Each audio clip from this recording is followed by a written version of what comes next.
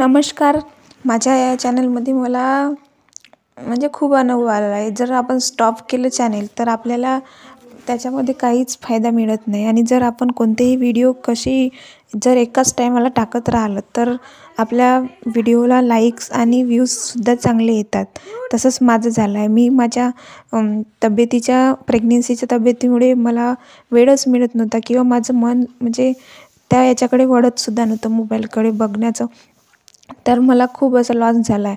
नाहीतर माझे सबस्क्रायबर पण वाढले होते आणि छान मला फायदा होत होता. पण मी स्टॉप घेतल्यामुळे मला फायदा झालाच नाही. चला मग मुलाला उठवून घेते, घर साफ करून घेते, झाडून वगैरे घेते आणि त्याच्यानंतर मग फरशी वगैरे पुसून घेते. सकाळचं रुटीन म्हटलं तर तेच असतं. सकाळी आज थंडी नव्हती, आभाळ असल्यामुळे थंडी कमी होती. तरी पण याला झोप अशी लागते की आता जसं जसं मोठं होत चाललं तर त्याला खूप झोपावंसंच वाटते. तर चला मग झाडू वगैरे मारून घेतला आणि कपडे धुवायचे होते. हे आम्ही तांदूळ गावावरून आणले होते. तर ते थैली ठेवून आहे आणि माझ्याकडे रॅक कमी असल्यामुळे ते तुम्हाला डबे वगैरे दिसत असेल.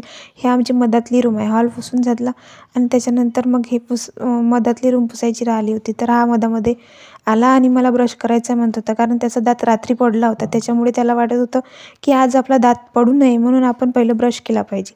चला तर मग बाय बाय.